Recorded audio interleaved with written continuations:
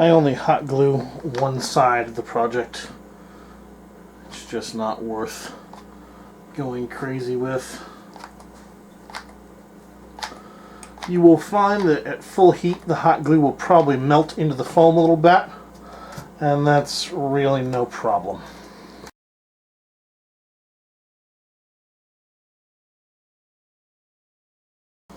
My only concern with the hot glue is that over time it might possibly, through age, weather, and wear, start to lose its consistency, but I seal up the bottom so very well that it really shouldn't be a problem. Alright.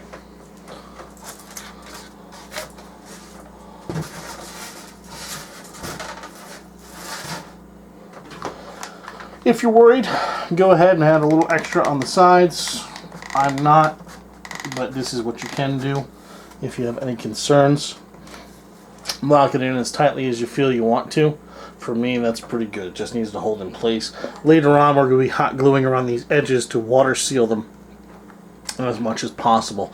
But foam is, you know, a very, very water resistant material anyway, so we should be in pretty good shape. So seal it up as you like, but that's really about all you need. We just need these not moving. Now we're going to grab the foam board adhesive and give this thing kind of a bare minimum what it needs to be stuck together. Alright, well, let's expose a couple of unintentional lies before I throw the foam board adhesive on there.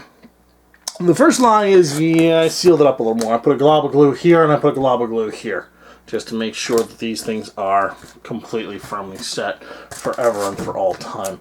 The second lie is that I said this was 3/4 inch PVC. It doesn't look like it says 3/4. That looks like 1/2 to me. So I will go back in editing and fix that up. But regardless of that, it's time to do foam board adhesive. So we're going to make sure that our internal section here is as clean as we can get without getting absolutely crazy manic on it.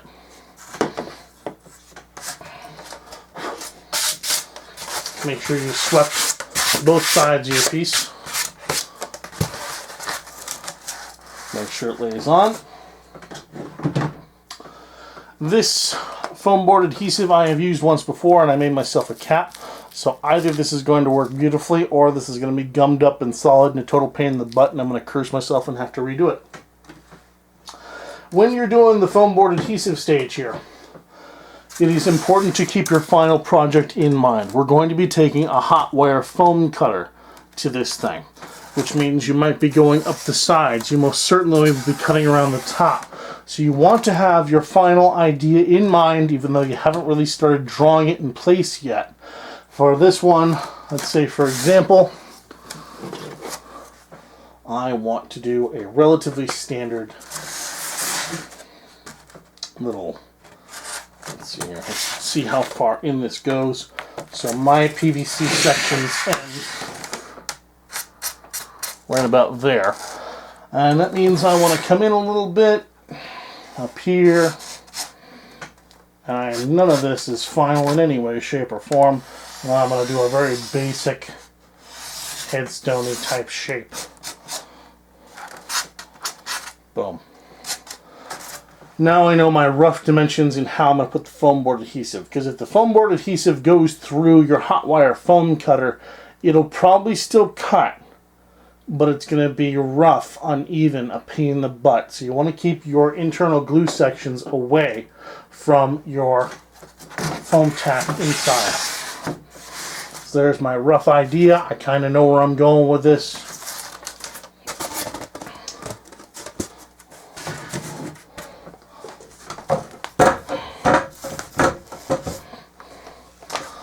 And here's hoping this isn't totally gummed. Nope, we're good. Now I believe the directions say you're supposed to zigzag this, so it's been a while since I've read it.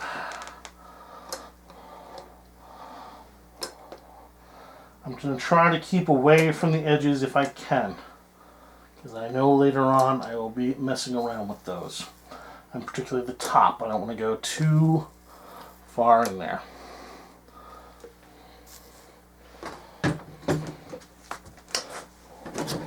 If you've got a little gum section from a previous time, just go ahead and lift it right out. That was stuck on from a previous attempt at doing this. Shouldn't say an attempt, it was stuck on from a previous project. Then take your secondary piece, match them up, put them on, press them down really nicely, make sure they're lined up. Then you're going to need some weight. Grab some heavy books, grab some metal things, grab some jugs of milk, grab some stuff that isn't going to dig into the surface of this too badly. Put a towel over it and then put your weight on it. Whatever you need to do. But we are just going to put some weight on this sucker and let it sit overnight. And then we will start going mad crazy creative tomorrow. Also, now is the time for your final adjustments. If you see it's wandering off to the sides, whatever, squish it back into place. Make sure you can slide it around while that internal liquid nail foam bonder is still malleable. Alright, I'm going to throw some weight on this thing, give it 24 hours, and get to the fun part. Alright, I've sat the tombstone overnight. A little more than overnight, really. And at this point, before we get up the hot wire foam cutter and get to town trimming it, what we want to do is go ahead and finalize the rough shape into a definitive, I don't want to say an end shape because we still got some molding and screwing around to go, but you really want your overall shape to be done. On this one, I'm just going to try to get this top in this shape, but this is rough. These are not precise measurements, and so I'm going to take it there and start getting it completely where I want it.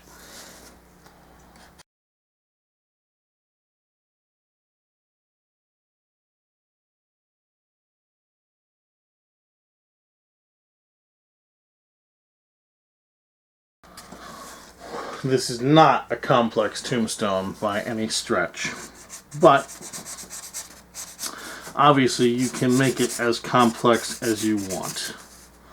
Because as you'll see in just a moment, the hot wire foam cutter really doesn't care what you do with the foam. It will cut it precisely, accurately, easily, and give you a happy, fun time.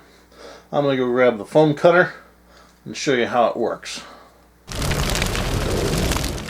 So here is the hot wire foam cutter live in action on a tombstone. First I'm going to hook the gizmo up. Take my 2 leads, attach them to the transformer, one on either side, make sure they're not in contact with anything else. The unit obviously is unplugged while I'm doing any kind of rigging.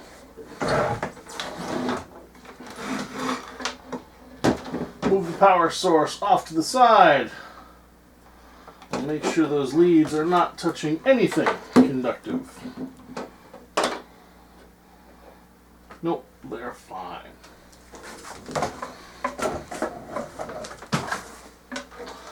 Now we can plug the unit in. Make sure no wires will get in our way.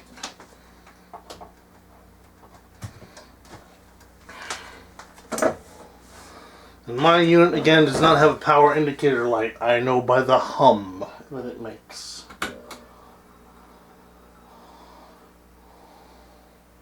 And the smoke cascading off the wire. That, too, is a very good indicator. Time to shape the tombstone. And a quick check to make sure this is visible. Yes, yes it is.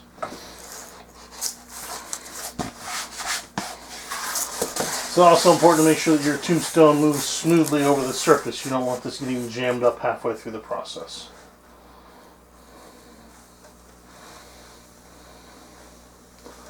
Do not tug your tombstone too rapidly through the cutter.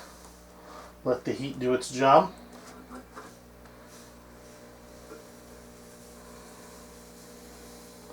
Otherwise, you run the risk that the wire will snap.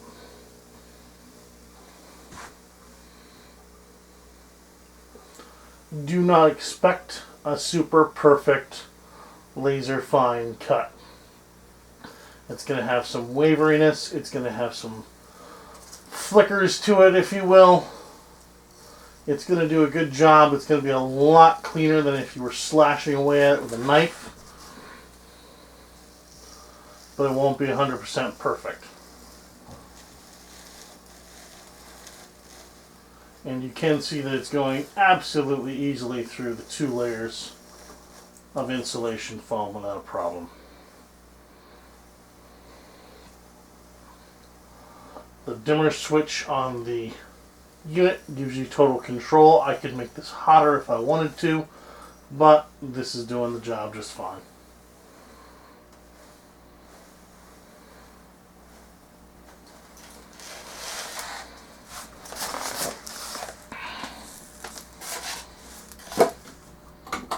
And off.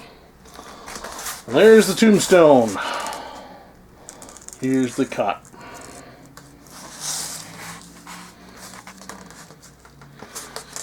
Hopefully you can see right here, there's a spot of white. That is where my internal adhesive was too close to the cut, but it did go through without a problem.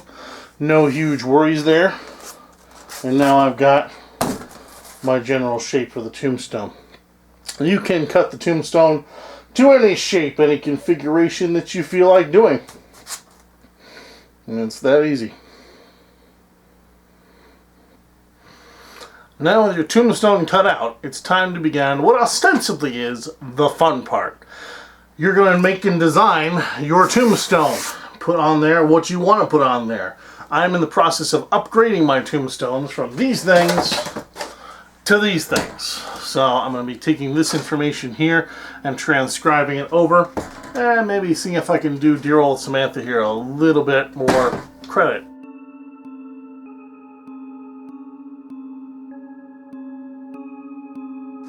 Have some fun, design your stuff, go crazy, research what they put on tombstones in the time frame of your haunt. If your haunt even has a time frame, go make some cool stuff.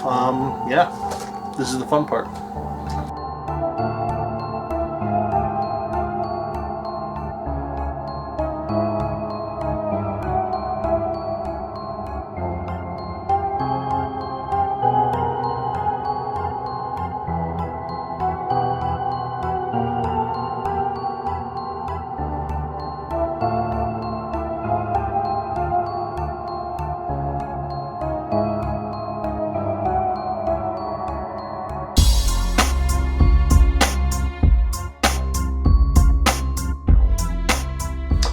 When I'm doing tombstones and I'm doing the epitaph of the name, I like to put dots or crosses roughly in the spots where the letters are going to be to help me space it out appropriately.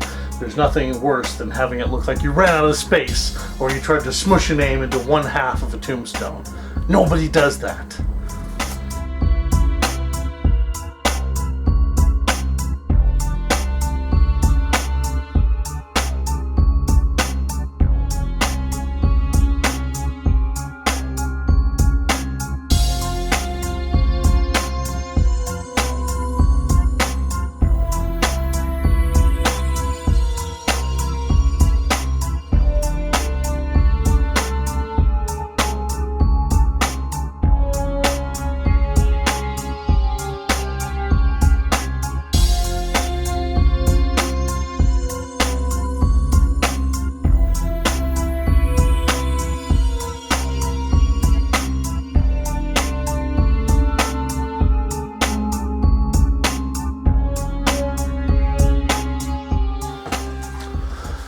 Now you've got lots of choices in your lettering. I, as you just saw, freehand most of mine. You can use stencils, you can use patterns, you can buy raised wooden letters from a craft store and stick them on as you choose.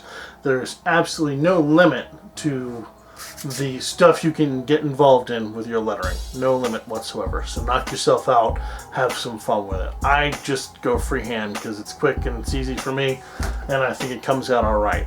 Remember not to get too caught up with it, because on Halloween night, no kid is going to walking by, this house is really cool. This tombstone's fake! Nobody cares. They're going to look at it for 0.2 of a second, if that. So have some fun with it. Do it for you. They'll enjoy it too.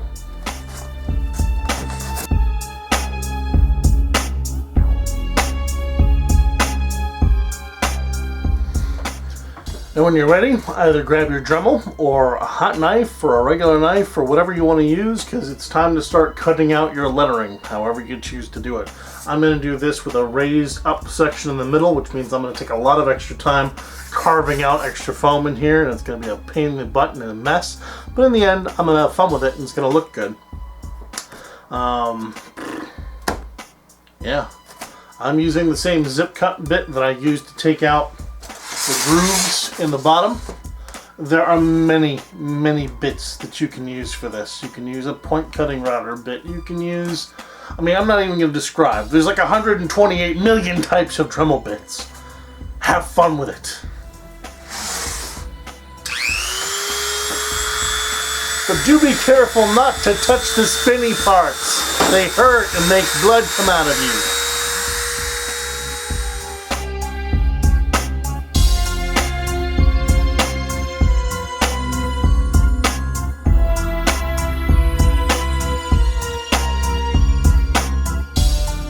I'm also going to need some more light to do this the way I really want to do it.